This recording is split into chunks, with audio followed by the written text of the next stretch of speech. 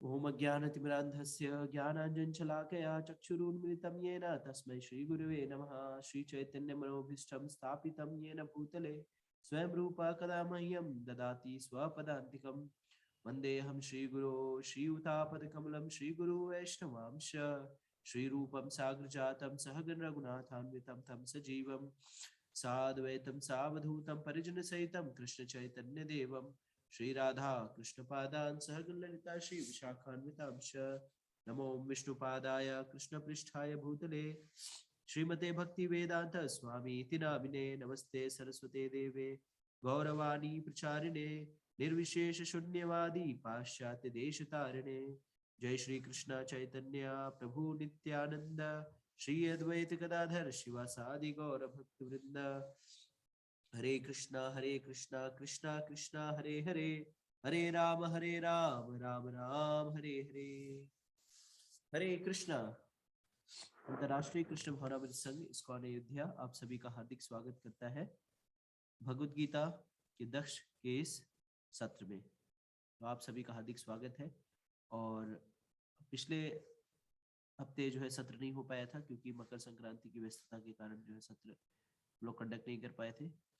तो अब इसकी पुनः शुरुआत की जा रही है।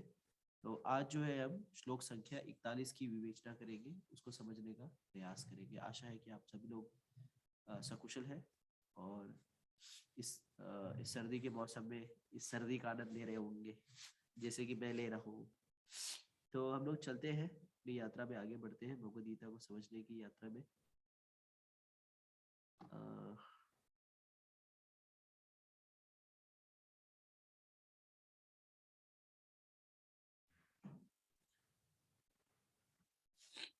आज का श्लोक है श्लोक संख्या 41, अध्याय 1 श्लोक संख्या 41।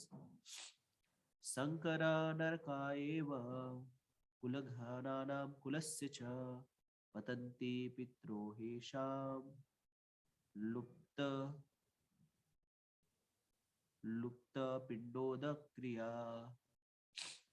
शंकरो नरकाएव कुलघानां कुलस्य च पतन्ति पितरो येषां लुप्त पिंडोदक्रिया। शंकरो नरकाएव कुलघ्नानां कुलस्य च पतन्ति पितरो येषां लुप्त पिंडोदक्रिया। Word by word meaning. शब्दार्थ। शंकर ऐसी अवांछित बच्चे, नरकाएव नरकी जीवन के लिए, एव निश्चय ही, कुलघानाम कुल का वध करने वालों के, कुलस्य कुल के, च भी, पतंती गिर जाते हैं, पितृगण ही, निश्चय ही, एशाम इनके, पिंड अर्पण करने की, उदक तथा जल, क्रिया कृत। भावार्थ। अनुवाद एवं तात्पर्य श्रील प्रभुपाद जी के द्वारा। श्रील प्रभुपाद जी की जय। अनुवाद। अवांछित संतानों की वृद्धि से निश्चय ही परिवार के लिए तथा पारिवारिक परंपरा को विनष्ट करने वालों के लिए नरकीय जीवन उत्पन्न होता है। ऐसे पतित कुल के पुरखे पितर लोग गिर जाते हैं क्योंकि उन्हें जल तथा पिंडदान देने की क्रियाएं समाप्त हो जाती है। तो जैसा कि आप लोगों को पता है, इसके पहले हमने देखा है कि किस तरह से अर्जुन जो है विभिन्न विभिन्न कारण दे रहा है किस कारण से वो युद्ध नहीं करना चाहता।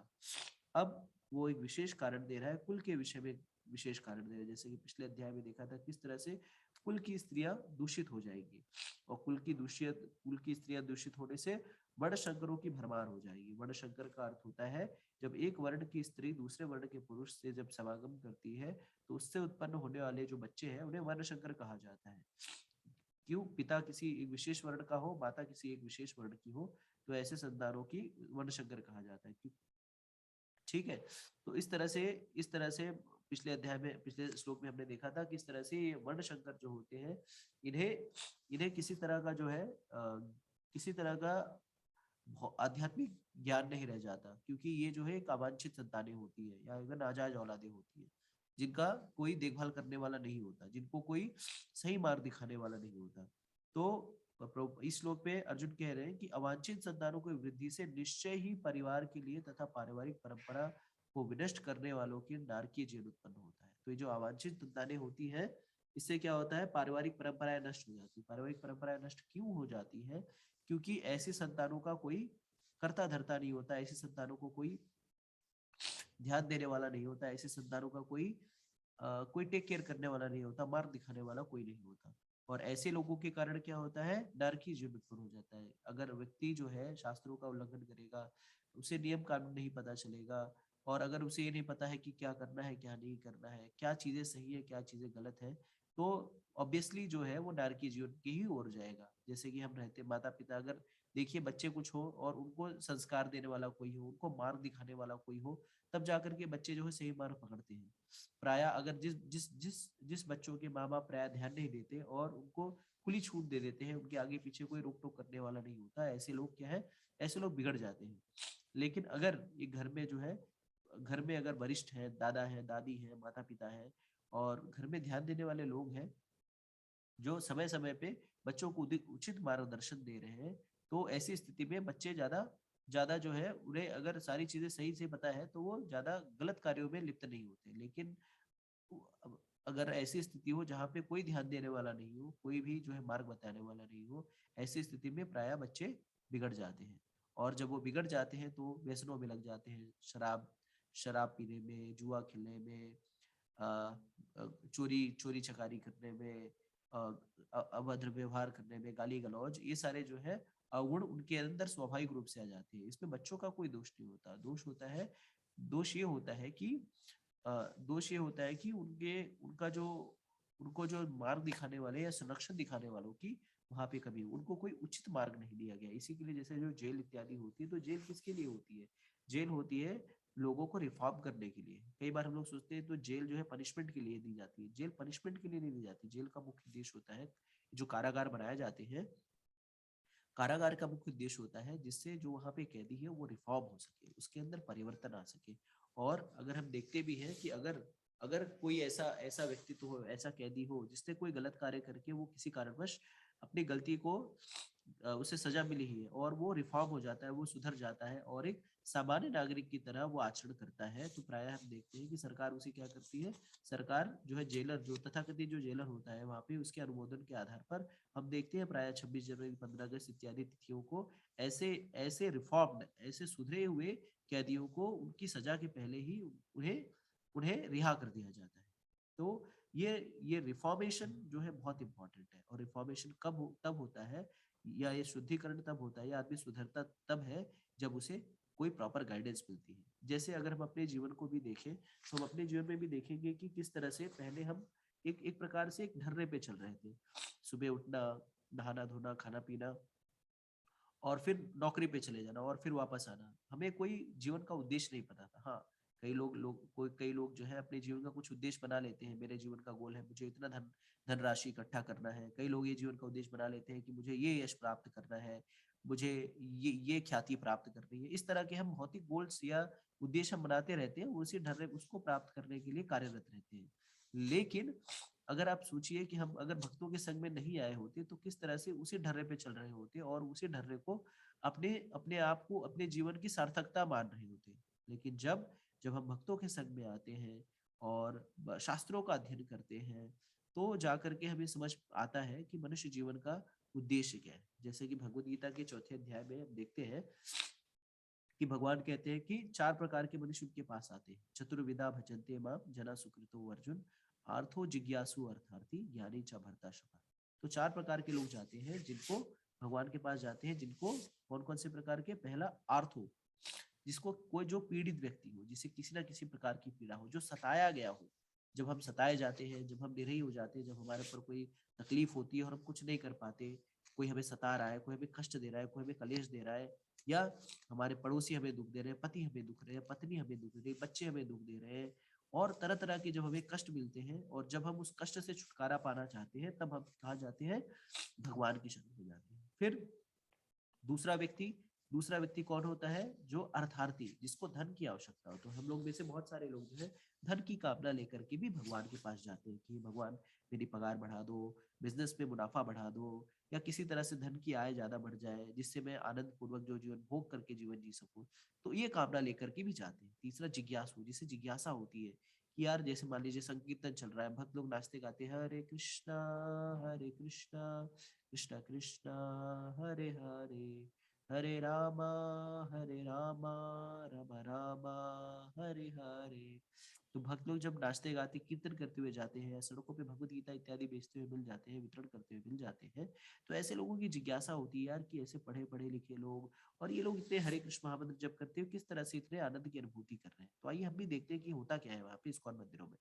तो ये एक भी तरह के जिज्ञासु। और चौथा जो है ज्ञानी, जो ज्ञान से परिपूर्ण होता है, जो अपने आप भगवान अपने संबंध को जानता है कि भगवान से उसका क्या संबंध है, और शास्त्रों को पढ़ता है, वो जानता है कि वो शरीर ही आत्मा है। इस तरह का जो ज्ञान का अनुशीलन करने के बाद भी वो भगवान के पास पहुंचता है।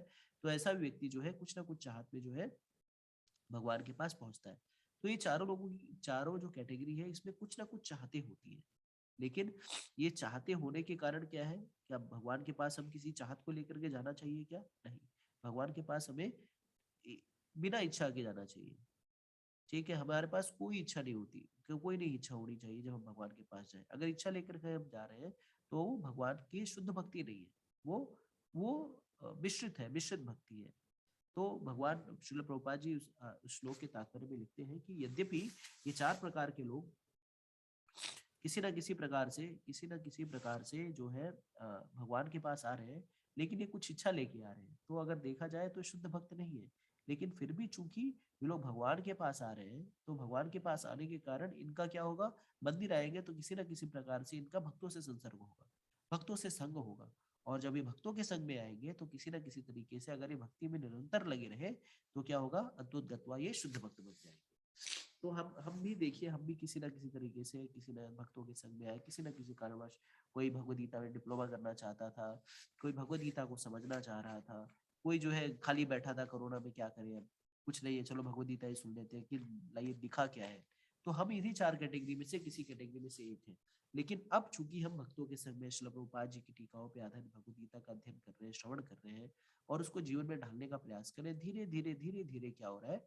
धीरे धीरे हमारे जीवन में बदलाव आ रहा है। हमारे जीवन में जो है जो भी गंदगी है, धीरे धीरे शैने शैने करके उनका वो क्लियर होती जा रही है। तो पहले हो सकता है हम में से कई लोग जो है मांस भक्षण करते हो, लेकिन अब जो है हम उससे बचते हैं, हमें हमें उसमें रस नहीं आता। कई लोग जो है वो कोई किसी प्रकार का अवैध स्त्री पुरुष संग कर रहे हैं, लेकिन अब जो है उसमें रस नहीं आता। कई लोग जो है हो सकता है जुआ इत्यादि खेलते रहे, लेकिन अब उसमें किसी शायद मतलब उसमें किसी को आनंद नहीं आता। ठीक है।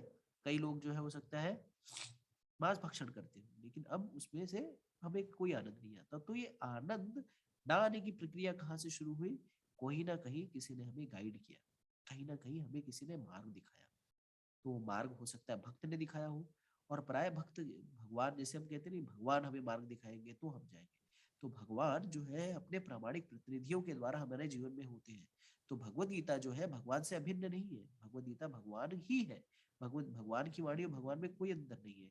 लेकिन हमें ये वाणी को समझाएगा कौन? तो भगवान की वाणी को हमें समझाएगा भगवान के भक्त।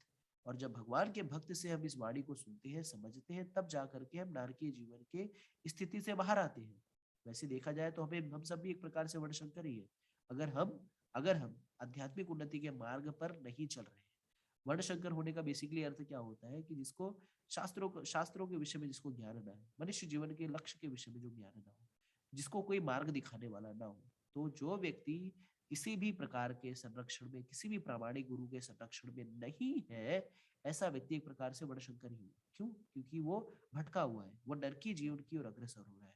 लेकिन हम जो भक्त हैं, वो भगवान की कृपा से, भगवान के द्वारा दिए गए ग्रंथों के निर्देशन में है, उसके निर्देशन में कार्य करते हुए हम अपने जीवन को चला रहे हैं। इस कारण से हम सही मार्ग पर हैं। कम से कम हम नरकीय जीवन की ओर तो नहीं भाग रहे। कब से हम जो है वो नरक की ओर तो नहीं दौड़ रहे हैं। जैसा कि भगवान और ये जैसा कि हम जानते हैं कि ये निर्देश, ये दिशा निर्देश या मार्ग हमें कौन प्रशस्त करेगा? कैसे प्रशस्त होगा, कौन बताएगा, ये भी भगवान हमें स्वयं ही बताते हैं जब वो कहते हैं कि हमें प्रामाणिक गुरु के पास जाना चाहिए। कहते हैं तद विधि प्रिपातेन परिप्रश्नेन सेवया उद्देश्याति ते ज्ञानम ज्ञानिनः सततदर्शिनः। तो भगवान हमें खुद ही अनुमोदन करते हैं कि हम प्रामाणिक गुरु के पास जाएं। प्रामाणिक गुरु के पास जाकर के क्या करना है हमें, वहां पे वो तीन चीजें करनी है, प्रणिपात यानी सरेंडर, फिर जिज्ञासा और परिप्रश्न यानी जिज्ञासा, और सेवया यानी सेवा। तो जब हम ये तीन चीजें करते हैं तो गुरु हमें क्या करता है, मार्ग प्रशस्त करता है, हमें बताता है कि किस तरह से ये नरकीय जीवन, ये मनुष्य जीवन जो है, इसका मूलभूत उद्देश्य क्या है। तब हमें पता चलता है कि मनुष्य जीवन का उद्देश्य जो है वो आहार निद्रा भय मैथुन में नहीं लगना है।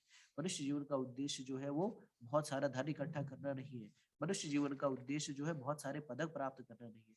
मनुष्य जीवन का उद्देश्य आत्म साक्षात्कार के पथ पर प्रगतिशील होना। तो तो तीन चीजें जो तो तीन चीज तो ये गुरु जो है, ये तीन चीजें क्या, ये हमें मार्ग कब बताएगा, जब हम इन तीनों चीजों को फॉलो करेंगे। तो क्या चीजें हैं, तद विधि परिपातेन सरेंडर। तो हमें क्या करना है, गुरु को पहले सरेंडर करना। पहले हम समझ लेते हैं प्रामाणिक गुरु कौन है। तो प्रामाणिक गुरु वो व्यक्ति होता है जो हमें, जो शास्त्रों की बातें ही करता है, जो कृष्ण के विषय में हमें बताता है। तो चैतन्य चरितमृत में कहा गया, जय कृष्ण तत्व वेता है से गुरु है। तो जिसे कृष्ण तत्व के बारे में पता है, जो कृष्ण के बारे में जानता है, जो जानता है कि कृष्ण पूर्ण पुरुषोत्तम भगवान है, ऐसा व्यक्ति जो है वो प्रामाणिक गुरु है। तो प्रामाणिक गुरु क्या करेगा, प्रामाणिक गुरु आपको भगवान की सेवा में लगाएगा। वो कभी भी आपको ऐसा कोई कार्य नहीं बताएगा जो जो कि आपको कृष्ण से पृथक ले जाए। वो आपको कहेगा कि जो भी सेवा है वो कृष्ण के लिए करो, जो भी भोजन है वो कृष्ण को अर्पण करके करो, और जो भी कार्य करते हो वो कृष्ण के निमित्त करो। तो इस तरह से प्रामाणिक गुरु कभी भी अपने स्वयं की सेवा में आपको नहीं लगाएगा, वो सदैव कृष्ण की सेवा में लगाएगा। और प्रामाणिक गुरु का एक और लक्षण होता है कि वो कृष्ण के इतर उसे किसी भी विषय में रुचि नहीं हो। वो सिर्फ आपको कृष्ण के विषय चर्चा करेगा, कृष्ण के विषय मार्गदर्शन करेगा। तो इस ऐसे प्रामाणिक गुरु के पास जाकर के हमें क्या करना है, सरेंडर करना है, उसकी शरणागति लेनी है, यानी दीक्षा लेनी है उससे, उसे हमें दीक्षा ग्रहण करनी है, उसका शिष्यत्व स्वीकार करना है।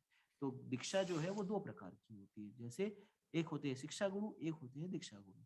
तो आचार्य हमें समझाते हैं कि शिक्षा गुरु जो है वो बहुत सारे हो सकते हैं, बहुत सारे लोगों से हम शिक्षा ले सकते हैं, ज्ञान हासिल कर सकते हैं। आध्यात्मिक मार्ग पर उन्नत होने के लिए हम बहुत सारे लोगों से ज्ञान प्राप्त कर सकते हैं। लेकिन जिससे दीक्षा दीक्षा जो होती है, वो दीक्षा सिर्फ एक ही गुरु होता है, ठीक है। और वो गुरु जो है वही हमारा असली वास्तविक दीक्षा गुरु सिर्फ एक ही होता है, और वो जीवित होना चाहिए। तो ऐसे जीवित तत्व वेता और प्रामाणिक गुरु से हमें हमसे दीक्षा लेनी चाहिए। उससे हमें अनुरोध करना चाहिए कि हमें शिष्य शिष्य अपना स्वीकार करें। तो एक बार हमारे गुरु महाराज को प्रश्न परम पूज्य गोपाल कृष्ण गोस्वामी महाराज को प्रश्न किया गया था कि गुरु शिष्य चुनता है या शिष्य गुरु को चुनता है। तो गुरु महाराज ने बहुत ही सरल शब्दों में कहा कि शिष्य जो है वो गुरु को चुनता है। तो गुरु हमें कभी नहीं आएगा आओ मेरा चेला बन जाओ, हमें जो है गुरु को चुनना होगा, और उसके पास जाकर उससे बात करके, उससे जिज्ञासा करके, अगर हमें लगता है तो हमें उसका शिष्यत्व स्वीकार करना चाहिए। तो हमें शिष्यत्व किस कारण से स्वीकार करना चाहिए, दीक्षा क्यों इंपॉर्टेंट होती है, दीक्षा इसके लेना होता है जिससे हम प्रामाणिक गुरु शिष्य परंपरा से ऑफिशियली जुड़ सके। हमारा जुड़ाव परंपरा से उसी दिन हो जाता है जिस दिन हम भगवान के नामों का जप करना की शुरू करते हैं। हरे कृष्णा कृष्णा कृष्णा हरे हरे, हरे राम राम राम हरे। जिस दिन हम कृष्ण जब जब जिस दिन हम भगवान कृष्ण के पवित्र नामों का जप करते हैं, उसी दिन हम परंपरा से जुड़ जाते हैं। लेकिन वो ये जैसे और ये जैसे होता है, जिस दिन से हम जप करना शुरू कर देते हैं, ये एक तरह से वरक्षा होती है। जैसे हम कहते नहीं, हम लोग यहाँ पे बोलते बरच्छा, या बोलते हैं कि आज रोका हो गया, या उस तरह से जहाँ पे लड़की वाले जाते हैं, लड़के वालों को कुछ तो दे करके, फल वगैरह दे करके शादी जो है फिक्स कर देते हैं कि यार चलो अभी इस लड़की की शादी इसके साथ हुई। हमारे यहाँ पे वर रक्षा बोलते हैं, या बरक्षा बरक्षा कहते हैं, कुछ तो वर रक्षा ऐसा। तो ये जिस दिन हम नाम जप करने जाते हैं, वो एक प्रकार से हमारी वर रक्षा हो जाती है। लेकिन शादी कब होती है, शादी जो होती है दीक्षा के दिन, जब गुरु आपको ऑफिशियली दीक्षा देते हैं, नाम दीक्षा। तो दीक्षा भी दो प्रकार की होती है, एक होती है हरिनाम दीक्षा, दूसरी होती है ब्राह्मण दीक्षा। तो हरिनाम दीक्षा में जो शिष्य है वो हरिनाम दीक्षा, हरिनाम जो है जब वो करने का अधिकारी हो जाता है, और आध्यात्मिक गुरु जो है उसे आध्यात्मिक नाम देता है। जैसे दो नाम होते हैं, जिसे हम कहा जाता है द्विज। द्विज का अर्थ होता है ट्वाइस बॉर्न, मतलब जिसका दो बार जन्म हो। तो मनुष्य का दो बार जन्म होने से क्या तात्पर्य होता है, मनुष्य का 2 बार जन्म होने से तात्पर्य होता है कि पहला जन्म होता है हमारा माँ के गर्भ से, तो हमारा भौतिक जन्म होता है, और दूसरा जन्म होता है जब हम प्रामाणिक गुरु की शरण लेते हैं, प्रामाणिक गुरु से दीक्षा लेते हैं। तो उसे जब व्यक्ति दीक्षा ले लेता है तो वास्तविकता में वो द्विज कहलाने का अधिकारी हो जाता है। तो एक होता है हरिनाम, तो उस दिन जो है गुरु आपको हरिनाम दीक्षा देते हैं। और उसके बाद कुछ वर्षों के बाद जब आप पटु हो जाते हैं, ब्राह्मणिकल क्वालिटीज, ब्राह्मण के जो गुण होते हैं उसको प्रदर्शित करते हैं, शास्त्रों का अध्ययन करते हैं, सेवा इत्यादि करते हैं, और जब गुरु को लगता है कि आप जो ब्राह्मणिकल क्वालिटीज डेवलप कर रहे हैं, ब्राह्मण के गुण डेवलप कर रहे हैं, तो ये आपको ब्राह्मण दीक्षा दी जाती है। तो ब्राह्मण दीक्षा का मूलभूत उद्देश्य होता है व्यक्ति व्यक्ति जो है अर्चा विग्रह की पूजन करने के योग्य हो जाता है। तो प्राय सेवा सब कर सकते हैं, लेकिन अर्चा विग्रह का पूजन करने हेतु आपको ब्राह्मण दीक्षित होने की आवश्यकता है। ब्राह्मण दीक्षित का अर्थ है कोई जन्म से ब्राह्मण नहीं, जैसा कि मैं बार बार कहते आया हूँ, शास्त्र भी बार बार कहते हैं जो गुण और कर्म के हिसाब से। तो जब आप देखते हैं कि गर्भगृह में जो व्यक्ति भगवान को आरती दिखाते हैं, उनका श्रृंगार इत्यादि करते हैं, तो उनकी क्या क्वालिफिकेशन है? उनकी क्वालिफिकेशन ये है कि व्यक्ति को ब्राह्मण दीक्षित होना चाहिए। ठीक है, तो इस तरह से ये दीक्षा होती है, ब्राह्मण दीक्षा और हरिनाम दीक्षा, और इससे जो है प्रामाणिक गुरु शिष्य परंपरा से जुड़ जाते हैं। लेकिन ये कब होगा? जब हम विनम्रता पूर्वक, जब हम गुरु की शरणागति लेंगे। तो ये शरणागति लेने के लिए, ये शरणागति जो है पहला स्तर है गुरु दीक्षा लेने के लिए, प्रामाणिक गुरु से ज्ञान ग्रहण करने के लिए। तो शरणागति का इसे एक और तरीके से समझा जा सकता है कि ये सरेंडरेंस है, कि गुरु जो कहेंगे उसको हम स्वीकार करेंगे। तो मतलब अब गुरु जो कहेंगे उसको हम स्वीकार कर लेंगे, इसका अर्थ ये नहीं है कि गुरु जो भी बोले हमें उसको स्वीकार करना नहीं। गुरु जो कहेंगे उसे हम स्वीकार करना है, कि गुरु हमारे जो भी शास्त्रोचित बात करेंगे उसको हम स्वीकार करें। तो प्रामाणिक गुरु जो है शास्त्र के इतर आपसे कोई भी चर्चा नहीं करेगा, वो वही बातें करेगा जो शास्त्र में लिखी हो, वही वही चीजें कहेगा जो शास्त्र उचित हो। तो गुरु जो भी कहता है उसे तीन, कोई भी व्यक्ति अगर आध्यात्मिक जगत में कोई भी व्यक्ति कुछ भी कहता है तो उसे 3 कसौटियों पे खड़ा होना चाहिए। वो वही बात जो गुरु कह रहा है वो साधु और शास्त्र भी कह रहे हैं क्या? तो गुरु, साधु और शास्त्र, ये 3 प्रकार की कसौटियां हैं। तो कोई भी चीजें आप कहते हैं वो इन तीनों कसौटी पे खड़ी होनी चाहिए, गुरु, साधु और शास्त्र। अगर ये तीनों कसौटी पे खड़ी है तो बातें खरी है। ठीक है, तो इस तरह से हमें शरणागति, और इसी के लिए देखें तो कभी भी गुरु को जो ऊंचा आसन दिया जाता है और जो शिष्य होता है वो नीचे बैठता है, तो इसका अर्थ ये नहीं कि गुरु को जो है बहुत ही चढ़ा बढ़ा के पेश किया गया है। नहीं, गुरु को इसके लिए ऊंचा बैठाया जाता है कि ऊंचा का अर्थ होता है अथॉरिटी। तो गुरु आपकी अथॉरिटी होता है, वो आपको सही गलत बताने का अधिकारी होता है। और तभी जा करके आप विनम्रता पूर्वक ज्ञान ग्रहण कर सकते हैं, जब आप ये समझेंगे कि मुझे कुछ नहीं आता। जैसे शिल प्रभुपाद जी कहते हैं कि जब कभी भी हम अपने गुरु के पास जाए तो हमें किस तरह से व्यवहार करना चाहिए, कि मुझे कुछ नहीं आता, मैं बहुत बड़ा मूर्ख हूँ। तब जा करके आप जो है ज्ञान ग्रहण कर पाएंगे। लेकिन अगर गुरु के पास जाए और आप खुद की शेखी बगाड़ने लगे, तब आप कभी ज्ञान नहीं ग्रहण कर पाएंगे। तो गुरु के पास हम कभी भी जाए तो हमें मूर्ख ही बने रहना चाहिए, हमें अपनी शेखी नहीं मानी। इसलिए कई बार बोलते हैं गुरु गुड़ रह गया और चेला चीनी बन गया। ठीक है, चेला चीनी बन गया है, लेकिन फिर भी उसको गुरु के समक्ष जो है वो अ, वो उसे चेला, उसको चीनी गुड़ ही बन के रहना चाहिए, उसे विनम्रता ही रहे, विनम्रता पूर्वक ही रहना चाहिए। क्यों? क्योंकि उसे जो भी सफलता मिल रही है, जो भी कुछ बोल रहा है या जो भी कुछ कर पा रहा है, वो उसके गुरु की महिमा है, उसके गुरु की कृपा है। जैसे शिला प्रभुपाद जी अपने आचरण से बताते हैं कि तो कई बार जैसे उनको शिला प्रभुपाद जी को कहा जाता था कि ये आपने बहुत बड़ा चमत्कार कर दिया, आपने बहुत बड़ा चमत्कार, क्या चमत्कार कर दिया मैं आपने जो है इन हिपीज को, इन विदेशियों को जो कि सारे नियम को तोड़ते थे, ऐसे लोगों को आपने क्या कर दिया, ऐसे लोगों को कृष्ण भक्ति में जोड़ दिया, और साथ ही साथ इन लोगों को आपने इतना तत्पर बना दिया कि ये लोग जो है अब कोई नियम नहीं तोड़ते, इतनी इतनी ऑस्टियर कंडीशन में रहते हैं, इतनी तपस्या करने वाली स्थिति में रहते हैं, और साथ ही साथ वे नाम जप भी कर रहे हैं। आपने तो बहुत बड़ा चमत्कार कर दिया स्वामी जी। तो प्रभुपाद जी कहते थे नहीं, ये मेरा चमत्कार नहीं है, इन सारे लोगों को मेरे गुरु ने मेरे पास भेजा है। ये सारे लोग अगर भक्त बने हैं तो ये मेरे गुरु की कृपा है। तो आप सोचिए कि किस प्रकार की जो है शरणागति हमें चाहिए अपने गुरु के प्रति। और इस तरह से जब हम शरणागत होंगे तो वास्तविकता में गुरु की कृपा हमारे ऊपर आएगी। तो हमें कभी भी अपनी शेखी नहीं मारनी चाहिए, मैंने ये कर दिया, मैंने वो तीर मार दिया, ऐसा कर दिया, वैसा कर दिया, ये कर दिया।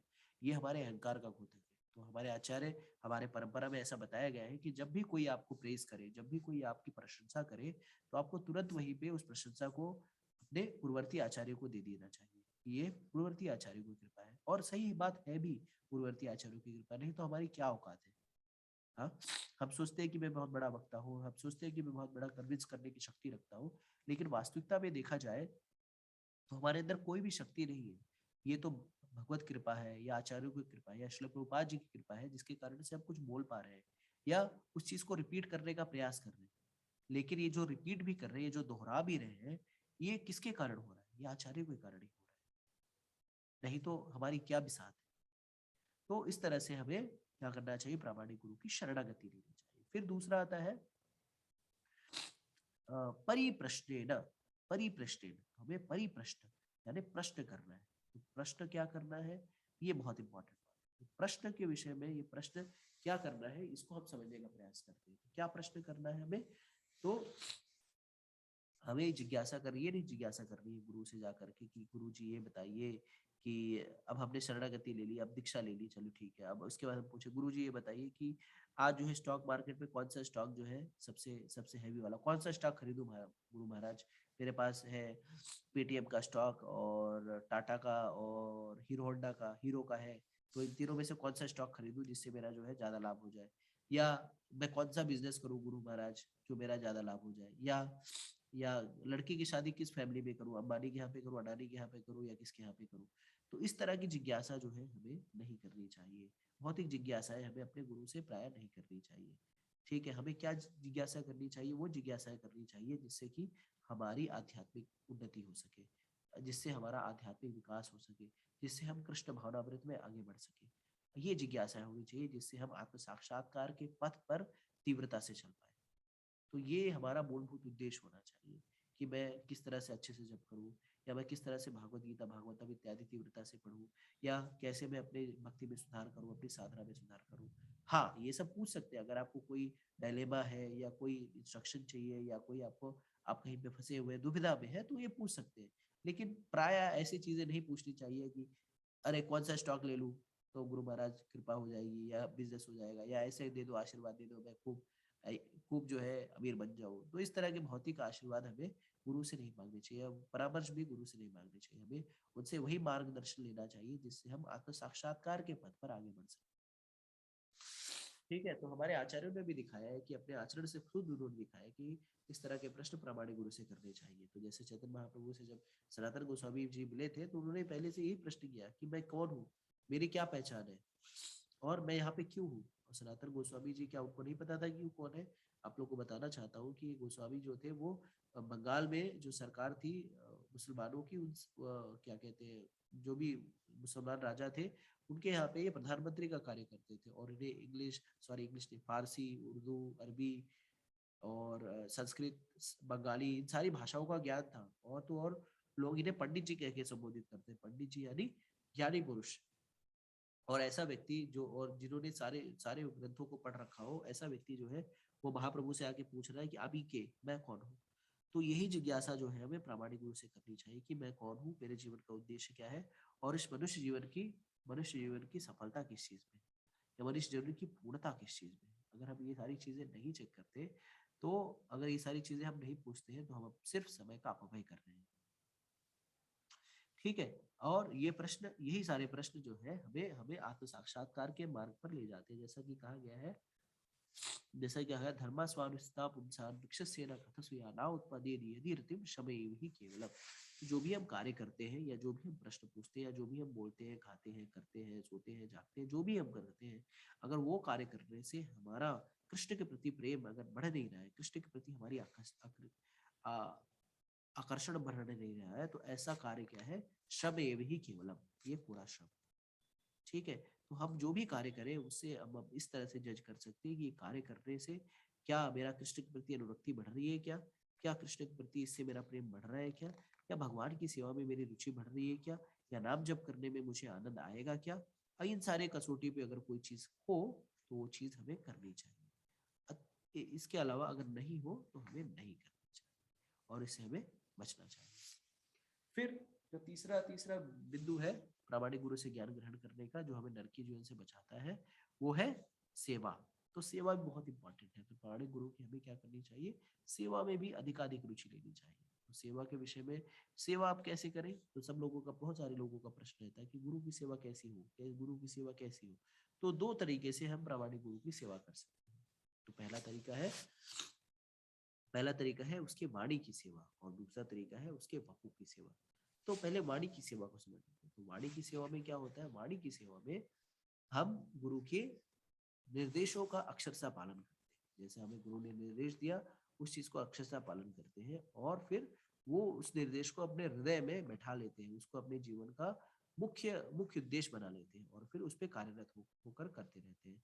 तो ऐसा करने से हमें गुरु की कृपा प्राप्त होती है। जैसे हम जानते भी हैं कि हमारे श्रील प्रभुपाद जी, इसी भक्ति वेदांत स्वामी श्रील प्रभुपाद जी के गुरु ने जब पहली मुलाकात में उनसे क्या कहा कि आप जो है अंग्रेजी भाषा को जानते हो, अंग्रेजी भाषा के आप जानकार हो, ऐसा क्यों नहीं करते कि इस ज्ञान को आप पाश्चात्य जगत में लेके जाओ जहां पर लोग अंग्रेजी भाषा को जानते हैं, और जिससे कि चैतन्य महाप्रभु की जो घोषणा है, पृथ्वी ताइजे नगर आदि ग्राम सर्वत्र प्रचार हुई वो मरना, ये हर जगह पे हो पाए। तो इसके लिए श्रील प्रभुपाद जी बहुत पूरे अपने जीवन काल में पूरे जीवन जो है वो प्रयासरत रहे और अंततः वो पाश्चात्य जगत में जाने के लिए उन्होंने कितने प्रयास किए, कई बार सफलता मिली, विफलता मिली। भारत में उन्होंने प्रचार प्रसार करने का प्रयास किया लेकिन उन्हें कुछ खास सफलता नहीं पाई, और फिर 70 वर्ष की आयु में जो है वो पाश्चात्य जगत गए और फिर वहां उन्होंने क्या किया, उन्होंने उन्होंने एक प्रकार से भगवत गीता, भागवतम और शास्त्रों का परचम लहरा दिया और उस प्रोफेसी को, उस उद्गार को चैतन्य महाप्रभु ने, जिसमें उन्होंने कहा था पृथ्वी ये चाँद आई दे नगर आदि ग्राम सर्वत्र प्रचार हुई मो नाम, को उन्होंने सत्य करके तो चैतन्य महाप्रभु की वाणी को प्रमाणित कर दिया। तो पहले जब श्रील प्रभुपाद के जो गुरु भाई थे वो सोचते थे कि ये महाप्रभु ने ऐसे कह दिया, इसका अर्थ ये होगा कि भारत में ही इसका प्रचार प्रसार होना चाहिए, भारत में ही प्रचार प्रसार होगा।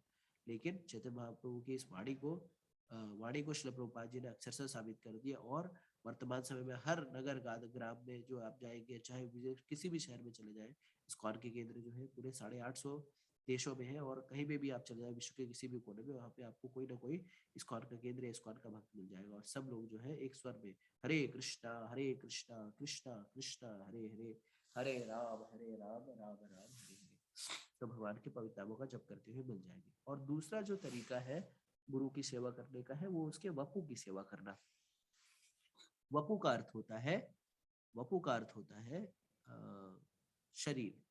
तो अगर आपको मौका मिले तो आप अपने गुरु के शरीर की भी सेवा कर सकते हैं। तो प्राय आजकल जो है जो सन्यासी परिव्राजकाचार्य होते हैं, परिव्राजकाचार्य का अर्थ होता है जो कि प्रचार प्रसार में, इस्कॉन के जो सन्यासी होते हैं प्राय वो हर जगह प्रचार प्रसार में लगे हुए रहते हैं, वो देश नगर आदि ग्राम में घूमते रहते हैं कृष्ण भावनामृत का प्रचार प्रसार करने के लिए।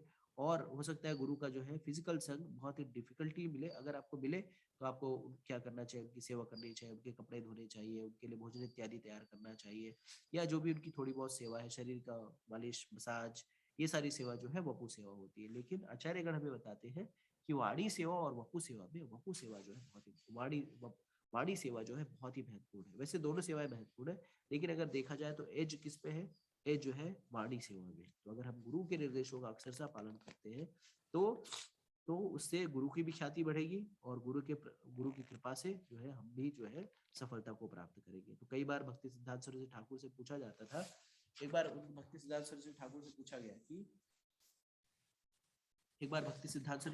पूछा गया कि आपके कितने शिष्य हैं।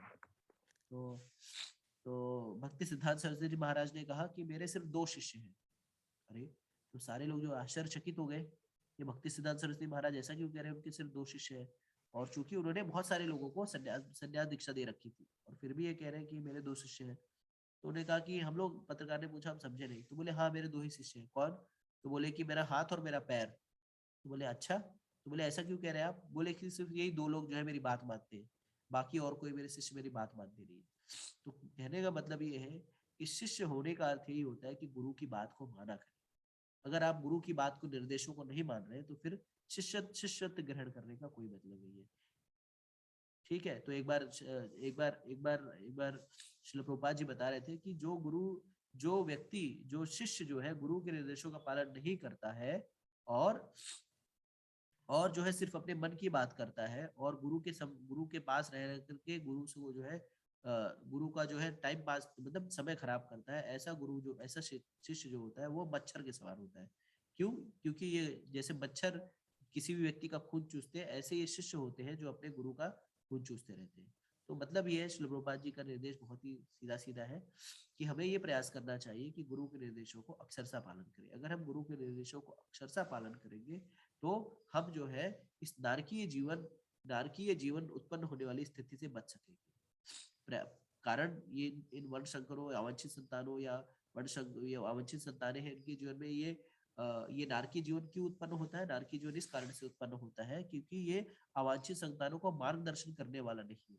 तो अगर हमारे जीवन में हमारा कोई मार्गदर्शन करने वाला नहीं है, तो हम आध्यात्मिक मार्गदर्शन करने वाला नहीं है, तो समझ लीजिए कि हम नारकीय जीवन की ओर प्रशस्त हो रहे हैं। क्यों प्रशस्त हो रहे हैं?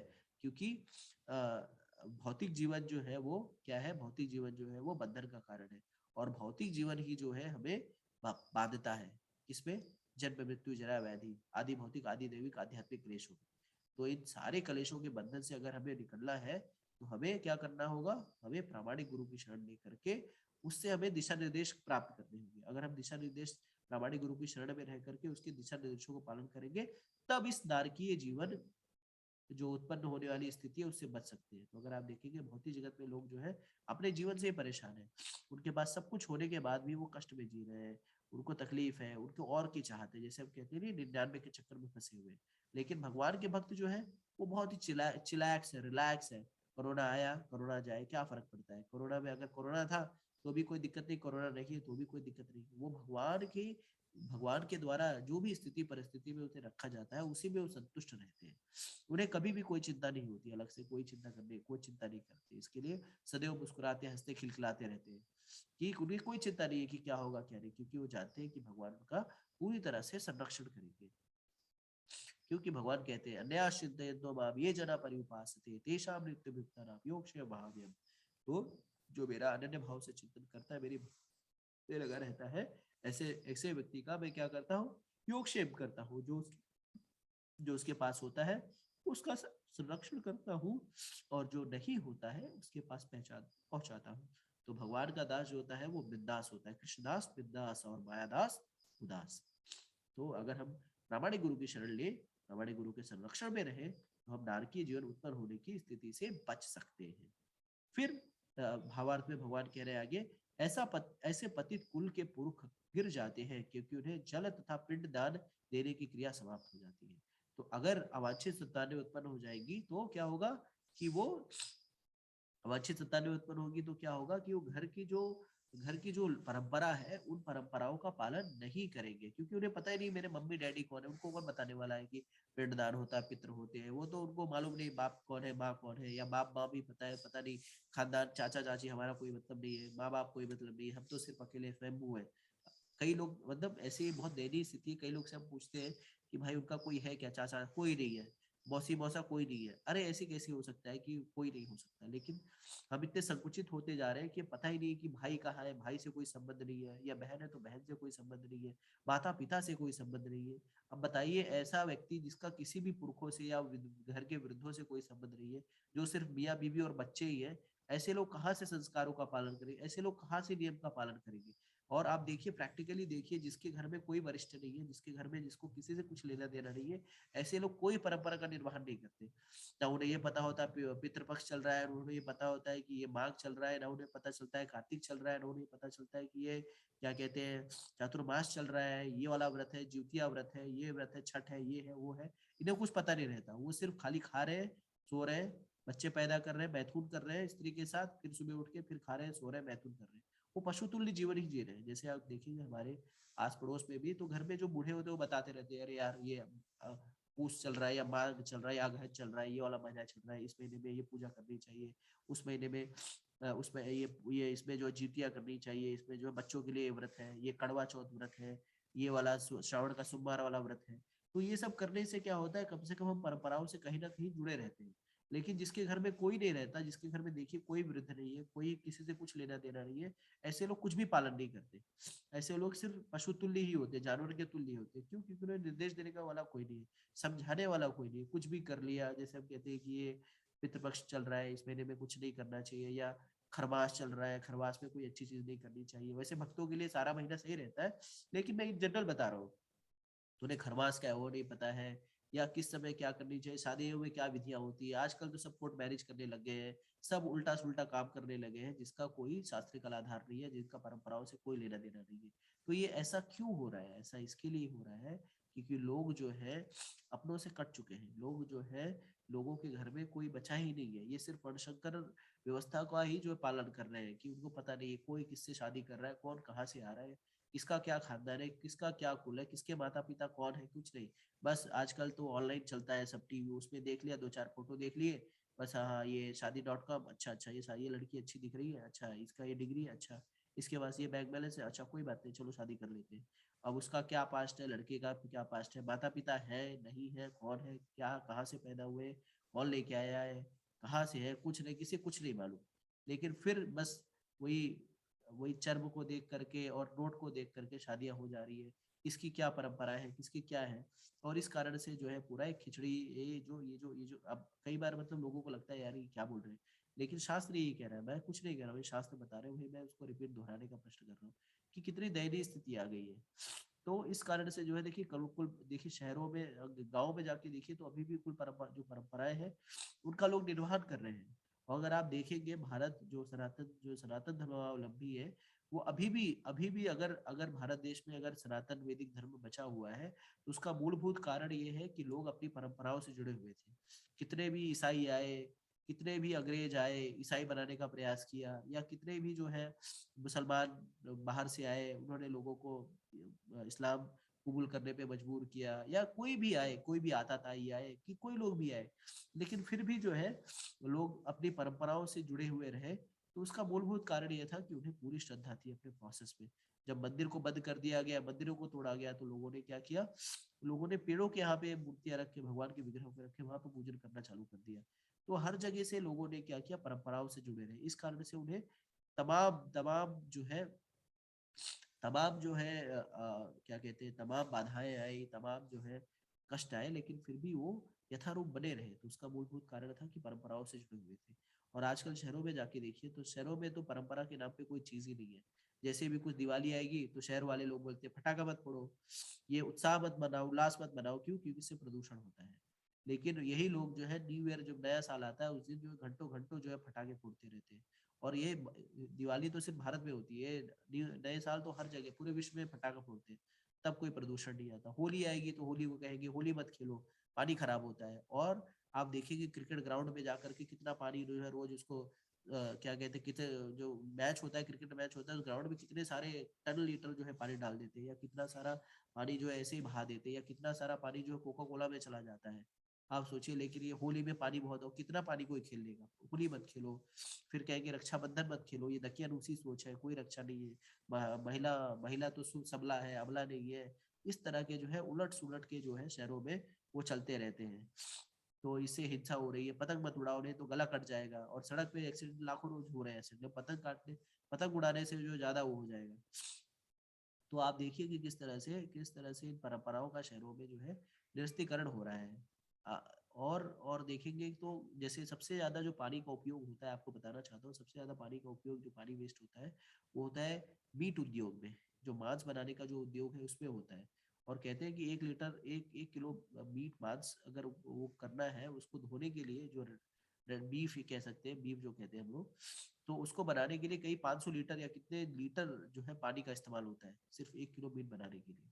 तो आप सोचिए कि कितने सारे तरीके से जो है लोग जो है शहरों में इस तरह से, ये मत करो। कई लोग तो इसी में खुश रहते हैं, मैं तो कोई पटाखे नहीं फोड़ता, मैं तो कोई उल्लास नहीं मनाता दिवाली के दिन, मैं कोई दिए नहीं जलाता। क्यों? दिए जलाने से प्रदूषण हो रहा है। अरे भैया, तेरे घर में जो 4 एसी चला करके, जो घर में हॉल में अलग एसी लगा होता है, बेडरूम में अलग एसी लगा रहा होता है, बीवी के कमरे में अलग, बेटे के कमरे में अलग, ये 5-5 एसी चलाते हो, तो उससे प्रदूषण नहीं होता?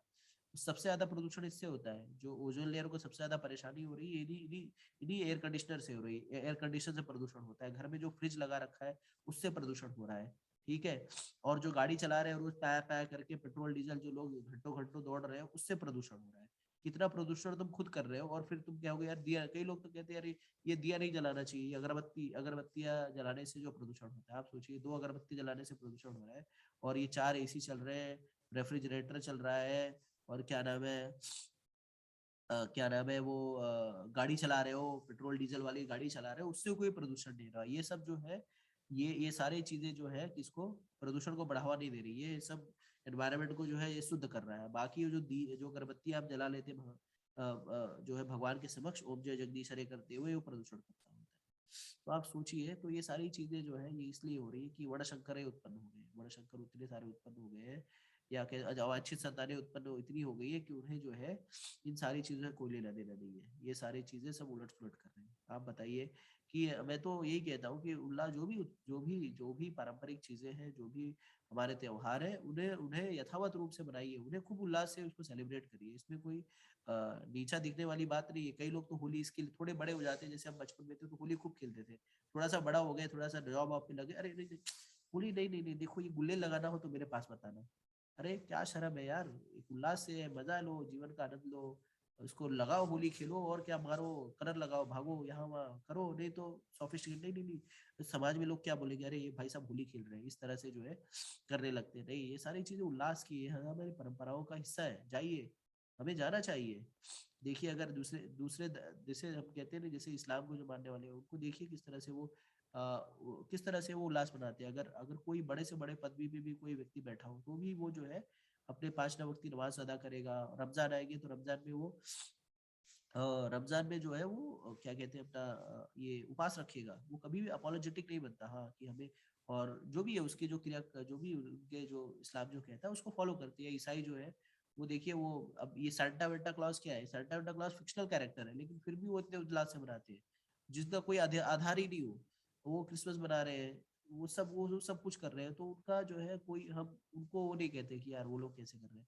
लेकिन हम लोग, जब हमारी बात आती है तो हम लोग धकिया रूप से सोच इस तरह से जो है, ऐसे नहीं करना चाहिए। जो भी है, जो भी हमारा जो सनातन वैदिक परंपरा है उसका निर्वहन करना चाहिए, में पालन करना चाहिए। और अच्छी बात है, इससे क्या होगा, अगर हम ये सारी चीजें नहीं देंगे तो आगे चल करके जो है हमारी पीढ़ियां जो है वो पंगु हो जाएंगी। जैसे एक टर्म यूज होता है ABCD, अमेरिकन बॉर्न कंफ्यूज देसी। तो लोग जो है आजकल कंफ्यूज हो गए हैं, वो अपनी परंपराओं से जुड़ नहीं पा रहे हैं और बाहर की परंपराओं ने एक्सेप्ट नहीं करती। ठीक है, हम लोग जो है अंग्रेज बनने का अंग्रेजी एक्सेंट में बात करते हैं और अंग्रेज हमारे ऊपर हंसते हैं, यार ये क्या एक्सेंट बना के बात कर रहे हैं। ठीक है, तो हम बात दिखाने के लिए अंग्रेजी भाषा का इस्तेमाल करते हैं, लेकिन अंग्रेजी हमारी वो भाषा नहीं है। अंग्रेज हमारे एक्सेंट को लेकर के चिढ़ाते हैं हमें। अगर आप देखिए वो हमारा उपहास उड़ाते हैं, हंसते हैं कि अरे यार क्या ये लोग बात कर रहे हैं, कैसी बातें कर रहे हैं, और हम लोग अंग्रेज बनने का प्रयास कर रहे हैं। ठीक है, तो हमारी जो मूलभूत भाषा है हमें अपने परिवार के बच्चों को बतानी चाहिए। हाँ, अंग्रेजी सिखाइए, अंग्रेजी से किसी का विरोध नहीं है, अंग्रेजी सिखाइए अपने बच्चों को, लेकिन जो आपकी घर की मातृभाषा है उसे भी सिखाइए उसे। अगर वो मातृभाषा को भूल जाएगा ना, तो अपनी परंपराओं से भूल जाएगा, परंपराओं को पीछे छोड़ देगा। ठीक है, तो अगर कुल परंपराओं को बचा के रखना है तो हमें आप उस बच्चों को मातृभाषा भी सिखानी चाहिए। और एक भाषा एक्स्ट्रा सीख लेगा तो कौन सा गलत हो जाएगा, अगर उसको हिंदी हिंदी पढ़ लेगा, या भोजपुरी पढ़ लेगा, या मैथिली पढ़ लेगा, या हरियाणवी भी पढ़ लेगा, तो क्या दिक्कत हो जाएगी, कौन सा उसे पहाड़ टूट पड़ेगा। अंग्रेजी जो भाषा, जो अपनी भाषा से नहीं जुड़ा हो, ऐसा व्यक्ति क्या है वैसे, उसकी आप देखिए वो पंगु है, उसको कुछ नहीं पता है, वो कंफ्यूज है। ठीक है, तो आप अपने बच्चों को भाषाओं भी सिखाइए, और अपनी भाषा में बात करने में कोई शर्म होने की आवश्यकता नहीं। कई बार हम लोग जाते हैं कई बाहर, तो हम लोग जो है डरते हैं, यार कैसे मैं हिंदी में बात कर लूँ यार, यहाँ पे तो सब हाई प्रोफाइल लोग हैं, तो अंग्रेजी में बात करना पड़ेगा। या मैं कैसे साड़ी पहन के जाऊँ एयरपोर्ट पे, वहाँ पे तो सब मॉडल लोग आते हैं, तो मैं कैसे साड़ी पहनूँ। या वहाँ पे एयरपोर्ट पे भी है तो हम हिंदी में बात करें, अपनी मातृभाषा को उपयोग नहीं करेंगे, या इंग्लिश में बात करें, प्राय लोग इंग्लिश प्रेफर करते हैं, इंग्लिश में बात करेंगे। अरे अपनी मातृभाषा में बात करो ना। कभी आपने देखा है कोई जर्मन इंग्लिश में बात कर रहा हो? जर्मन जर्मन में ही बात करता है, अब चाहे उसको इंग्लिश भी आती रही तो भी जर्मन में ही बात करता है। चाइनीज चाइनीज में ही बात करता है, कोरियन कोरियन में ही बात करता है। लेकिन हम जो भारतवासी है वो अंग्रेजी में बात करते हैं। तो अंग्रेज चले गए और अपनी नाजायज औलादों को भारत में छोड़ दिया, और वही नाजायज औलाद जो है देश को चलाए, और फिर हमारे ऊपर अंग्रेजी को थोप दिया। तो अंग्रेजी मैं नहीं कह रहा हूँ खराब है, भाषा है, उसको भाषा की तरह देखो। उसको ऐसे मत देखो कि यार ये अंग्रेजी नहीं जान रहा है तो ये अनपढ़ है। नहीं, ऐसा जरूरत नहीं है। अंग्रेजी अंग्रेजी सिर्फ भाषा है, उससे हमारे ज्ञान और अज्ञान या संस्कार का कोई होतक नहीं है वो। और कई बार ये भी कहते हैं अगर अंग्रेजों ने भारत में राज्य नहीं किया होता तो भारत जो है अग्रणी देशों में नहीं आता। अरे क्या भारत अग्रणी देशों में नहीं आता? चाइनीज जो है वो चाइनीज भाषा में आविष्कार कर रहे हैं, उनका साइंस जो है, साइंस की बुक जो है चाइनीज में है। और हम कहते हैं कि हिंदी में या कोई तमिल में अगर साइंस की बुक छिप ही नहीं सकती। क्यों? क्योंकि मॉडर्न लैंग्वेज तो इंग्लिश है। अब बताइए, मूर्खों की सभा है ये। जर्मनी आप चले जाइए, वहां पे सारी जो साइंस की बुक्स है, साइंस की किताबें हैं, वो सिर्फ जर्मन में है। कोरिया आप चले जाइए, वहां पे सारी चीजें पुस्तकें कोरिया है, ताइवान में सारी पुस्तकें ताइवान में है, और हमारे भारत देश में कहा जाता है कि विज्ञान की जो पुस्तकें हैं या अभियांत्रिकी की जो पुस्तकें हैं या मेडिकल की जो पुस्तकें हैं वो सिर्फ इंग्लिश में रहेगी बस, बाकी और किसी भाषा में नहीं हो पाएगी। आप सोचिए हमारा ये दुर्भाग्य है। ये किसके लिए है? क्योंकि ऐसे अवांछित संतानों की बाढ़ आ गई थी, ऐसी अवांछित अवांछित संतानें जो हमारे नारकीय जीवन की ओर हमें बढ़ा रहे हैं। ठीक है, ठीक है। तो और ये अवांछित संतानें क्या करती है? अवांछित संतानें जो है पिंड दान देने की क्रिया को भी समाप्त करती है। तो पिंड दान करना बहुत ही महत्वपूर्ण होता है। तो जैसे जैसे कि हम देखते हैं कि जब व्यक्ति पिंडदान की क्रिया क्या है, तो हर जो है हर साल में एक समय ऐसा आता है, ये पिंडदान उसके लिए होता है। कई बार जो है हमारे पुरखे जो है उनको कई बार कोई निम्न योनियां मिल जाती है, उनके कर्मफल के अनुसार उनको निम्न योनियां मिल जाती है। तो जो कोई व्यक्ति जब शरीर त्याग करता है तो उसे उसे जो है एक स्थल होता है जहाँ पे उसको उसके शरीर को लेके जाया जाता है, उस आत्मा को लेके जाया जाता है, और वो वेटिंग एरिया होता है, पितृलोक। तो पितृलोक बेसिकली एक वेटिंग एरिया होता है जहाँ पे जो व्यक्ति शरीर त्याग करता है उन आत्माओं को लेके जाते हैं, वहां पे बैठाते हैं। तब तक बैठाते हैं जब तक कि वो यमराज वहां पे उनके जजमेंट के लिए तैयार ना हो जाए। तो जैसे यमराज के पास बहुत सारे केसेस आते रहते हैं कि इसका जजमेंट करो, यमराज जो है वो आपके पुण्य और पाप के हिसाब से आपको वो देते हैं कि आपको क्या करना है, आपको कौन सा शरीर प्राप्त होना चाहिए, या आपको कौन से नरक में जाना है। इस तरह से वो जजमेंट देते हैं। लेकिन वो जजमेंट देने के पहले पितृलोक जो है वेटिंग एरिया है, और पितृलोक के जो अधिष्ठाता देव है उनका नाम है आर्यमा। तो आर्यमा का जो वाहन है वो है कौवा। तो पितृलोक में बेसिकली जो वेटिंग एरिया है वहां पे पितरों को तब तक रखा जाता है जब तक कि उसका क्या कहते हैं वहां पे यमराज जो है उनको बुला ना ले उनके जजमेंट के लिए। तो तब ये जो ड्यूरेशन होता है इसमें पितृ हमें पता नहीं था, कई कई पितृ जो इतने घोर घोर कार्य किए रहते हैं कि वो बहुत सारे वर्षों तक जो है पितृलोक में ही रहते हैं। तो ये पितृलोक में जो गए हैं हमारे पूर्वज, उनको उनको जो पानी, उनको जो भोजन देने की जो क्रिया होती है, ये क्रिया जो है पितृपक्ष कहलाती है, या पिंडदान, या जो उस दिन पिंडदान देते हैं। तो ऐसा होता ये है कि ये आध्यात्मिक रूप से जब ये जो पिंडदान दिया जाता है, तो ये आध्यात्म जो भी हम पिंडदान पितृपक्ष के समय हम देते हैं अपने पितरों को, वही जो है उन्हें भोजन के रूप में वहां मिलता है। तो मतलब ऐसा नहीं कि यहाँ पे दाल चावल चढ़ाए तो वहां पे उनको दाल चावल मिला, या यहाँ पे आटा चढ़ाया तो उनको आटा मिला। उसी के अनुरूप जो भी हम पिंड यहाँ पे पिंडदान हम देते हैं, उसी के अनुरूप उसी की कैलकुलेशन में पितृलोक के हिसाब से उन्हें जो है वहाँ पे भोजन इत्यादि की जो व्यवस्था की जाती है वहाँ पे होती है। तो ये करना बहुत जरूरी है। तो ये क्या सभी को करना चाहिए? हाँ, सभी को करना चाहिए। क्यों? क्योंकि हमें नहीं पता कि हमारे जो है पितृ किस किस स्थिति में है या कहाँ पे अटके हुए हैं। तो ये शरीर हमें हमें जैसे श्रीमद् भागवतम में कहा गया है, देवर्षि भूतप्तरणम पितृणम नायम चरणी किंकरो चराजन सर्वात्मा नायम शरणम शरणम गतो मुकुंदम परिहात करतम। तो एक व्यक्ति को किस कौन कौन से ऋण जो है, अगर एक व्यक्ति ने एक मनुष्य जीवन का मनुष्य शरीर प्राप्त किया है तो बहुत सारे ऋण होते हैं। एक देवताओं का ऋण, एक ऋषि मुनियों का ऋण, एक एक पितृ का ऋण, ठीक है, एक रिश्तेदारों का ऋण। तो इन सारे में सबसे इंपॉर्टेंट जो सबसे सबसे जो गहन जो ऋण होता है वो है पितरों का ऋण, क्योंकि इन्हीं पितरों की वजह से हमें ये भौतिक शरीर प्राप्त होता है। तो ये ऋण हमें चुकता करना है। तो ये ऋण चुकता करने की जो विधि होती है वो है पिंडदान की क्रिया, जो वर्ष में एक बार आती है। तो इसमें सबको जो है पिंडदान करना चाहिए, जिससे हमारे पितरों को कुछ खाने पीने की व्यवस्था हो जाए पितृलोक में। ठीक है। लेकिन लेकिन अगर अगर जो है अगर कोई ऐसा व्यक्ति है जो अवांछित संतानें है, जिसको ये नहीं पता उसके माता पिता कौन है, जिसको कोई कस्टम से नहीं पता, कोई रिचुअल से नहीं पता, कुछ भी नहीं पता, ऐसा व्यक्ति कैसे पिंडदान करेगा बताइए आप? जिसका कोई दिशा निर्देश देने वाला नहीं, किसी को समझाने वाला नहीं हो, ऐसा व्यक्ति कैसे जो है पिंडदान कर पाएगा? और जब पिंडदान नहीं होगा तो पितृ भी वहां पे गालियां देंगे। ठीक है, पितृ भी वहां पे गालियां देंगे, यार ये कैसा कैसा बच्चा उत्पन्न हो गया है जो पानी भी देने के लायक नहीं है। तो आप सोचिए कि अर्जुन की जो चिंता है बहुत ही वाजिब चिंता है। और ऐसे लोग इसके लिए हो गया है, पतित कुल के पुरखे गिर जाते हैं, उन्हें जल तथा पिंड दान देने की क्रिया समाप्त हो जाती है।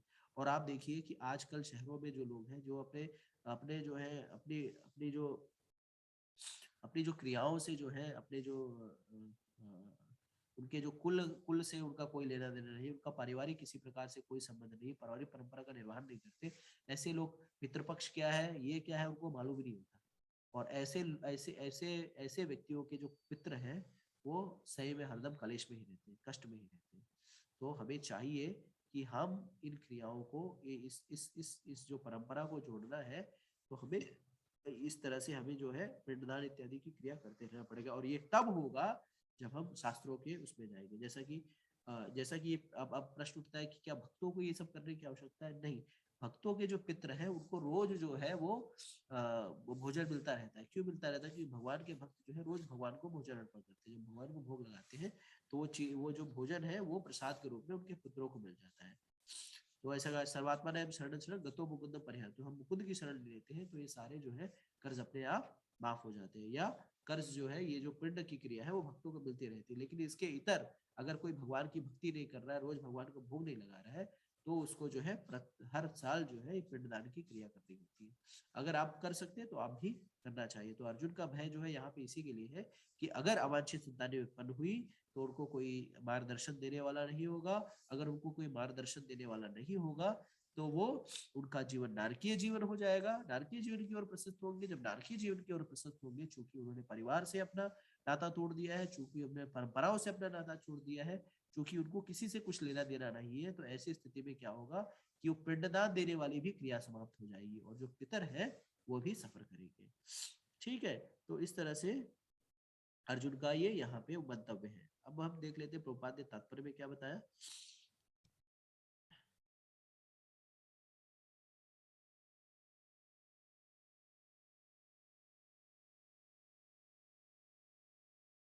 हाँ, तात्पर्य में प्रभुपाद जी बता रहे हैं।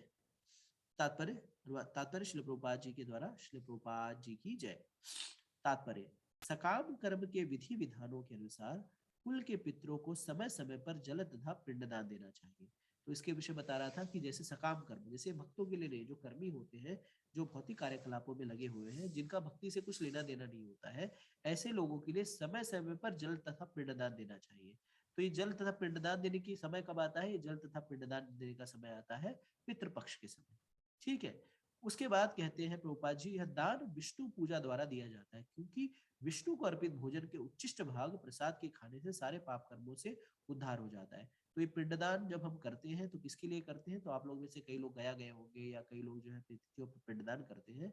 तो जब पिंडदान करते हैं तो पिंडदान करने की क्रिया में जो है विष्णु अर्पण वस्तु, भगवान विष्णु को इसको अर्पण किया जाता है। और अगर आप गया जाते हैं, गया में जाकर भी पिंडदान करते हैं, तो वहां पे पिंडदान जो है विष्णु पाद पे कराया जाता है। भगवान के चरण चिन्हों पे जो है पिंडों का दान किया जाता है, जिससे ये जो पिंड है ये भगवान इसको अर्पण कर ले और इसका प्रसाद जो है वो उनको मिल जाए। जैसा कि शिव भगवत गीता में भगवान बताते हैं, यज्ञ शिष्टा शिना संतो मुच्यन्ते सर्वकिल विषय भुंजे ते अघम पापम ये पंचात्म कारणात्। तो अगर हम कोई भी चीज भगवान कृष्ण को या विष्णु को अर्पण करके नहीं खाते तो वास्तविकता में हम पाप खा रहे हैं। तो इसी के लिए हम कुछ भी करने से पहले, कुछ भी भोजन करने के पहले हमें क्या करना चाहिए? उसे भगवान को भोग लगाना चाहिए। और जब व्यक्ति भगवान का प्रसाद खाता है तो प्रभुपाद जी क्या बता रहे हैं, उसके सारे पाप कर्मों से उसका उद्धार हो जाता है। तो पितृलोक में जो पिंड, अगर उसे भगवान भगवत प्रसाद मिल जाए तो ऐसे पितृ जो है वहां से छूट जाते हैं। ठीक है, प्रभुपाद आगे लिखते हैं, कभी कभी पितृगण विविध प्रकार के पाप कर्मों से ग्रस्त हो सकते हैं और कभी कभी उनमें से कुछ को स्थूल शरीर प्राप्त न होने हो सकने के कारण उन्हें प्रेतों के रूप में सूक्ष्म शरीर धारण करने के लिए बाध्य होना पड़ता है।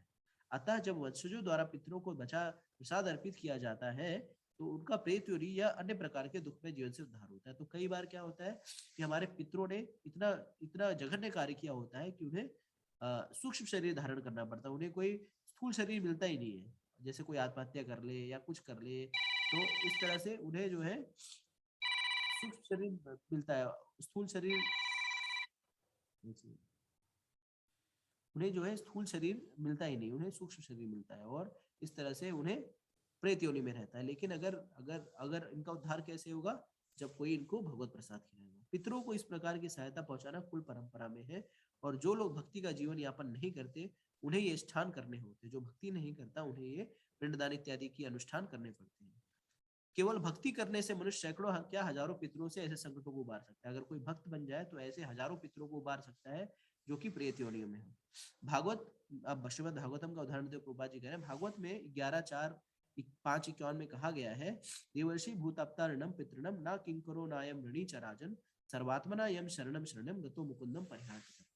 जो पुरुष अन्य समस्त कर्तव्यों को त्याग कर मुक्ति के दाता मुकुंद के चरण कमलों की शरण ग्रहण करता है और इस पथ पर गंभीरता पूर्वक चलता है, वह देवताओं, मुनियों, सामान्य जीवों, स्वजनों मनुष्यों या पितरों के प्रति अपने कर्तव्य ऋण से मुक्त हो जाता है। श्री भगवान की सेवा करने से ऐसे दायित्व अपने आप पूर्ण हो जाते हैं।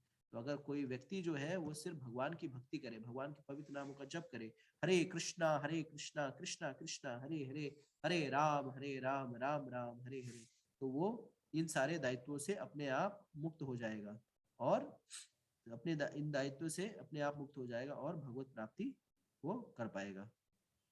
ठीक है। तो हमें अब ये हमें यहाँ पे तो इतना हमें समझ में आ गया किस तरह से हम अपने अपने पितरों को किससे बचा सकते हैं। अपने पितरों को जो है पितरों को तब बचा सकते हैं अगर कोई भक्ति नहीं कर रहा है तो उसे प्रयास करना चाहिए कि पिंडदान इत्यादि क्रिया जो है वो नियमित रूप से करे। ठीक है। तो आशा है कि अब यहीं पे आधिकारिक रूप से सत्र को समाप्त करते हैं। आशा है कि ये चीजें, ये जो गुह्य गुह्य बात है आप लोगों को समझ में आई होगी, और जो भी आपके प्रश्न होंगे वो कल का जो जूम सेशन होगा उसमें आप पूछ सकते हैं। और आपसे ये अनुरोध है विनम्रता पूर्वक हाथ जोड़ करके कि आप प्रतिदिन कम से कम एक श्लोक भगवद गीता का अवश्य पढ़ें अनुवाद और तात्पर्य के साथ, और प्रयास करें कि कम से कम 108 बार जो है हरे कृष्ण महामंत्र का जप करें। हरे कृष्णा कृष्णा कृष्णा हरे हरे, हरे राम राम राम हरे हरे। तो यहीं पे सत्र को समाप्त करते हैं। भगवद गीता यथारूप की जय, जगत गुरु शिल प्रभुपाद की जय, शिल गुरुदेव की जय। ओम तत्सत। हरे कृष्णा कृष्णा कृष्णा हरे हरे, हरे राम राम राम हरे हरे। जय गुरुदेव, जय शिल प्रभुपाद, हरे कृष्णा। आप सभी को मेरा धन्यवाद। हरे कृष्णा।